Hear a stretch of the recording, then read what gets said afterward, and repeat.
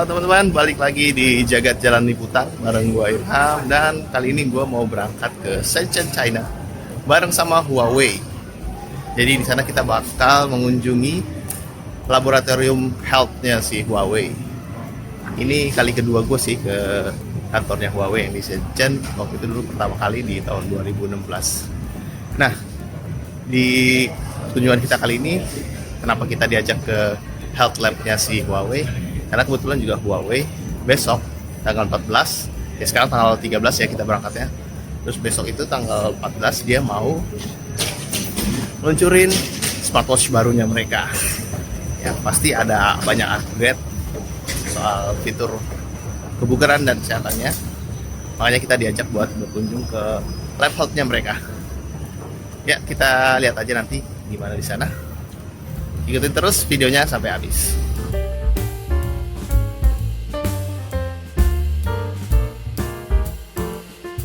Kami terbang dari Jakarta ke Shenzhen tanggal 13 September. Tapi dari airport Soekarno-Hatta kami meluncur terlebih dahulu ke kota Guangzhou sebelum melanjutkan ke kota Shenzhen.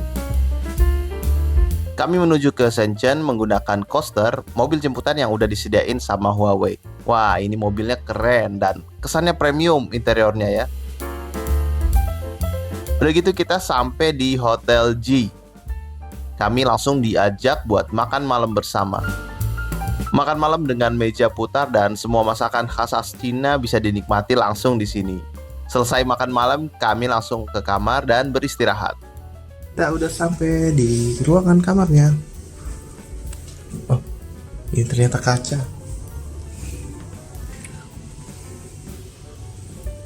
Nah, di sini kamar mandinya. Ini kamar tidurnya. Wow, besar sekali. Untuk satu orang sih gede banget ini ya.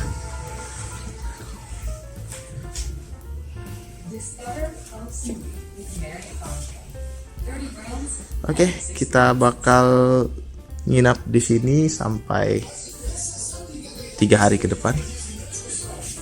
So, sampai ketemu lagi besok. Esok harinya setelah breakfast, kami langsung menuju ke kota Dongguan, yaitu untuk mengunjungi health lab Huawei seperti yang telah dijadwalkan. Letaknya itu di kawasan Songshan Lake.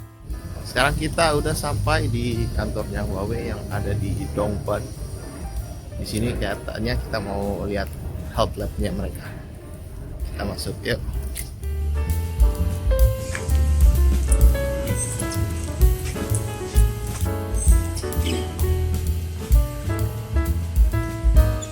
Ini adalah health lab kedua Huawei di Cina. Nah, yang membuat health lab di Songshan Lake ini istimewa adalah lab ini lebih besar dan lebih kompleks dari sebelumnya.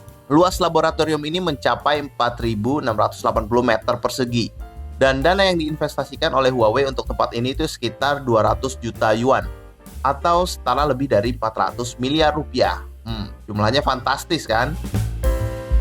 Kami juga berkesempatan untuk masuk ke dalam lab ini. Dan yang pertama kami lihat adalah ruang simulasi Platea. Bagian ini dilengkapi dengan teknologi canggih yang mampu menirukan kondisi ketinggian hingga 6.000 meter di atas permukaan laut. Ini untuk menguji bagaimana kadar oksigen mempengaruhi tubuh manusia. Wah, serasa berada di puncak gunung, padahal ini tetap ada di dalam ruangan laboratorium.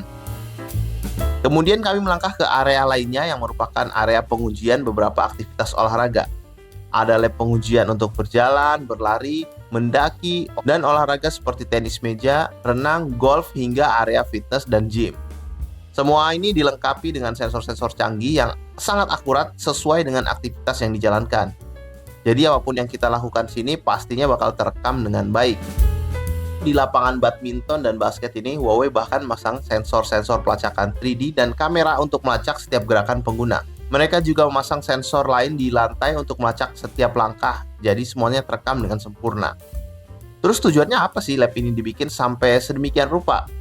Ya ini untuk memastikan bahwa semua fitur-fitur pelacakan yang ada di perangkatnya Huawei itu memiliki akurasi yang sama dengan data yang ada di laboratorium.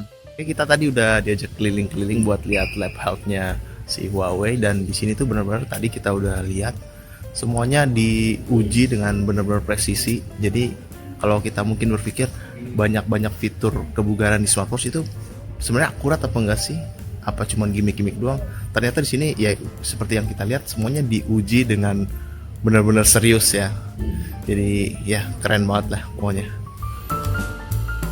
Dan satu lagi kabar baik, Huawei juga sedang membangun hot lab ketiga mereka di Finlandia. Ini akan jadi tempat di mana mereka akan memamerkan teknologi-teknologi kesehatan dan kebugaran terbaru mereka.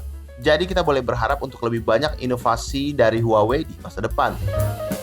Setelah kunjungan dari Health Lab, kami melanjutkan perjalanan ke Huawei Cyber Security Center. Di sini Huawei menjabarkan soal sistem keamanan dan banyak hal terkait keamanan yang ada di layanan mereka. Sayangnya area ini kita nggak boleh ngedokumentasiin ya. Tapi intinya dalam presentasinya mereka mau ngasih tahu kalau keamanan pengguna itu jadi prioritas utama buat Huawei. Abis itu kita jalan-jalan ke Oxhorn Campus, masih juga di Songshan Lake. Kampus ini terdiri dari 12 zona yang mengintegrasikan karakteristik dari bangunan-bangunan terkenal di Eropa. Beberapa kota-kota seperti Paris, Berlin, Granada, Verona, Bologna, Budapest, dan banyak lagi bisa kita nikmati miniaturnya di kota milik Huawei ini. Kita jalan-jalan di area ini pakai golf car, jadi asik banget tuh bisa nikmati pemandangan sekeliling. Dari kampus Oxhorn tadi kita juga bisa naik kereta api yang masih juga masuk sebagai kawasan perkantorannya Huawei. Di hari ketiga, kita pergi ke kantor HQ-nya Huawei buat sesi media roundtable.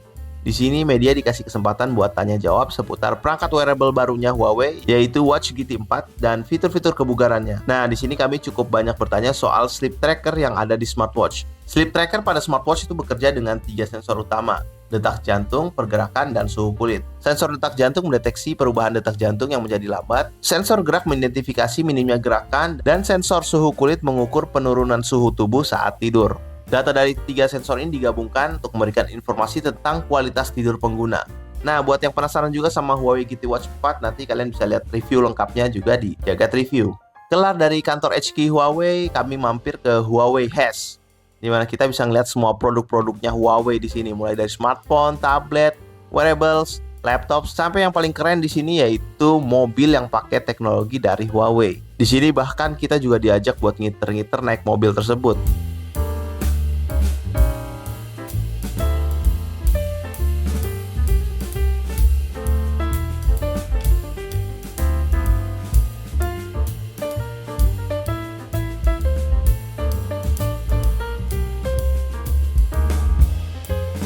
Oh ya, mobil ini sendiri sebenarnya bukan produksinya Huawei ya, tapi teknologi-teknologi yang ada di dalamnya ini yang digarap sama Huawei. Selesai dari Huawei Has, kita jalan ke salah satu pusat perbelanjaan dan makan malam di sana. Habis itu kita pulang ke hotel buat istirahat. Halo, ini hari terakhir kita di Shenzhen. Dan sebenarnya kita udah check out dari hotel, cuman kita sekarang jalan-jalan dulu karena kita flightnya nanti malam masih. Jadi kita lagi jalan-jalan dulu ini kayak semacam pusat perbelanjaan besar lah. Di hari keempat kita udah siap packing dan check out dari hotel buat pulang ke Jakarta. Tapi kita juga masih sempat jalan-jalan di kawasan Mixi City World dan mampir lagi ke Huawei Has yang lain. Kita bisa ngelihat di sini antusias konsumen yang cukup besar buat beli produk-produknya si Huawei. Ya mungkin kita nggak bisa lagi lihat di tempat-tempat lain di luar Cina. Ya, jadi meskipun di luar negeri mereka, produk konsumer mereka mungkin udah nggak lagi jadi jawara, tapi di dalam negeri sendiri, mereka bisa dibilang masih sangat mendominasi. Setelah itu kita makan siang di salah satu restoran Turki, dan baru habis itu menuju ke airport Shenzhen buat pulang ke Jakarta. Oke, sekarang kita udah sampai di Indonesia, Alhamdulillah. Dan ini adalah akhir perjalanan kita bersama Huawei ke Shenzhen. Overall seru banget perjalanannya, meskipun ada beberapa area-area yang kita nggak bisa dokumentasiin sesuai dengan kebijakannya dari Huawei. Tapi overall udah seru banget sih. Gua Irham pamit, sampai jumpa lagi di Jagat Jalan Liputan lainnya. Dadah!